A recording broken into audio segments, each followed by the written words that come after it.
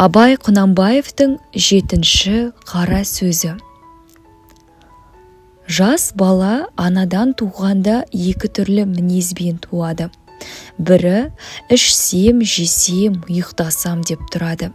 Бұлар тәннің құмары, бұлар болмаса тән жанға қонақ үй бола алмайды. Һәм өзі өспейді, қуат таппайды. Біреуі білсем екен демекілік. Не көрсе соған талпынып, жалтыр-жұлтыр еткен болса, оған қызығып, аузына салып, дәмін татып қарап, тамағына, бетіне басып қарап, сырнай керней болса, дауысына ұмтылып, онан ер жетіңкірегенде ит үрсе де, мал шуласа да, біреу күлсе де, біреу жыласа да, тұра жүгіріп, ол немене, бұл немене деп, ол неге үйтеді деп, бұл неге бүйтеді деп, көзі көрген, құлағы естігеннің бәрін сұрап, тыныштық бермейді. Мұның бәрі жан құмары. Білсем екен, көрсем екен, үйренсем екен деген. Дүниенің көрінген һәм көрінбеген сырын түгелдеп, ең болмаса денелеп білмесе, адамдықпен орны болмайды. Оны білмеген соң, ол жаман адам жаны болмай, хайуан жаны болады. Әзелде Құдай тағала хайуанның жанынан адамның жанын ірі жаратқан, сол әсерін көрсетіп жаратқаны.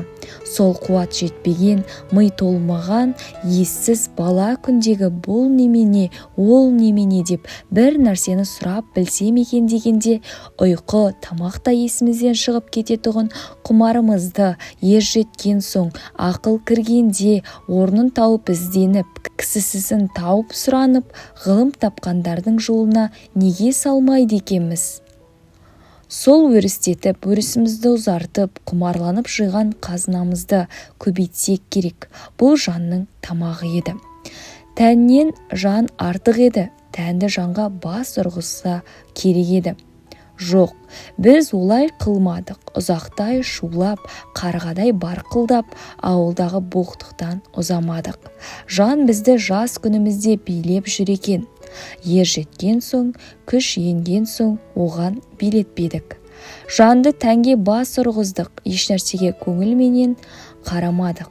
Көзбен де жақсы қарамадық, көңіл айтып тұрса сенбедік.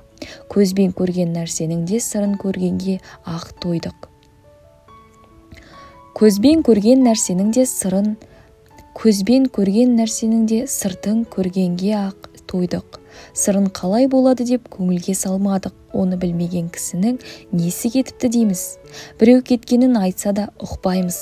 Біреу ақыл айтса, ой, Тәңір-ай, кімнен кім артық дейсің дейміз. Артығын білмейміз, айтып тұрса ұқпаймыз. Көкіректе сәуле жоқ, көңілде сенім жоқ. Құр көзбенен көрген біздің хайуан малдан неміз артық?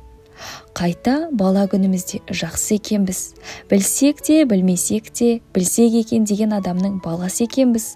Енді осы күнде хайуаннан да жаманбыз.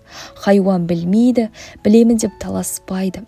Біз түк білмейміз, бізде білеміз деп надандығымызды білімділікке бермей таласқанда, өлер тірілерімізді білмей, күре тамырымызды адырайтып кетеміз.